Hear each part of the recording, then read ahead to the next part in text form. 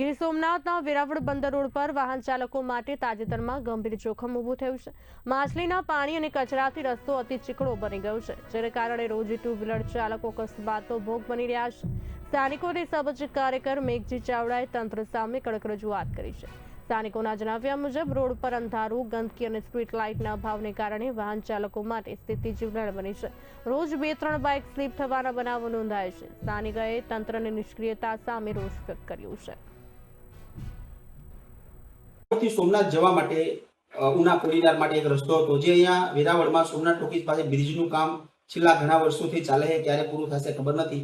અને એટલા માટે ફરજિયાત જે બંદરવાળો રસ્તો છે ફરજિયાત રસ્તો બન્યો કે લોકોને ત્યાંથી જવું પડે, એટલે ત્યાંથી રોજ લાખો હજારો લોકો ત્યાંથી આવડ જવડ કરે, નાના મોટા વાહનો ચાલે। પણ ત્યાંની પરિસ્થિતિ એવી છે કે બંદરમાં મચ્છીની રિક્ષાઓ અને ગાડીઓ નીકળતી હોય એટલે મચ્છીનું પાણી પડે ત્યાં રોડ ઉપર, અને રોડ ઉપર માટી હોય, બંને થઈ એટલે એકદમ ચીકણા રોડ બની જાય છે। ચીકણો રોડ બની જાય એટલે શું થાય કે ટુ વ્હીલર અને જે નાના વાહનો વાળા છે એના વારંવાર ત્યાં અકસ્માત થાય છે, ખાસ કરીને રાત્રે કે તે વર્ષ પેલા જવલા મચ્છીના પાણીના કારણે ત્યાં વારંવાર અકસ્માત નાના મોટા થાય છે, લોકોને ઈજા થાય છે અને લોકો આના ભોગ બને છે। ત્યાં નાની એવી કેડીમાંથી લોકો ગાડી ચલાવવાની પ્રયત્ન કરતા હોય છે, રોંગ સાઈડમાં થોડું કોરું હોય તો ત્યાંથી ચલાવ, પણ આ બધામાં લોકો પોતાના જીવના જોખમે વાહન ચલાવતા એવું લાગે છે। તેનાથી પણ ઉપરવટ કે તો ત્યાં રાત્રે કોઈ પણ સ્ટ્રીટ લાઇટની કે સરકારી લાઇટની વ્યવસ્થા નથી મેરીટાઈમ બોર્ડ તરફથી કે નથી નગરપાલિકા તરફથી।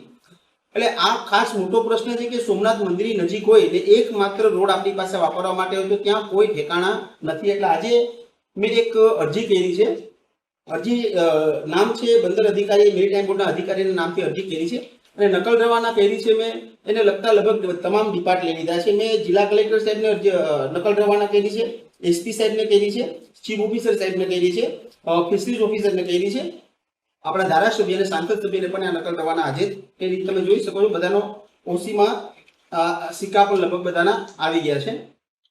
એટલે ખાસ મારી એવી વિનંતી છે કે ભાઈ આ રોડ છે ત્યાં બંદરમાં રેગ્યુલર સફાઈ થાય, અને ખાસ કરીને સ્ટ્રીટ લાઇટના પોલ ને એવું બધું છે ત્યાં પણ કંઈ ચાલતું નથી, સિંગલ લાઇટ એ રોડ ઉપર ચાલતી નથી।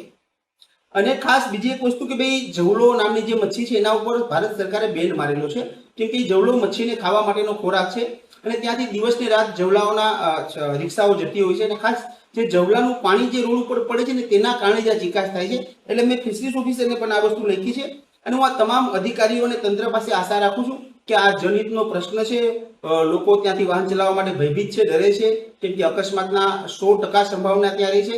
એટલે વહેલી તકે આનો કંઈક રસ્તો કાઢવામાં આવે તો લોકો ઊંડો રાહતનો શ્વાસ લઈ શકશે। આભાર।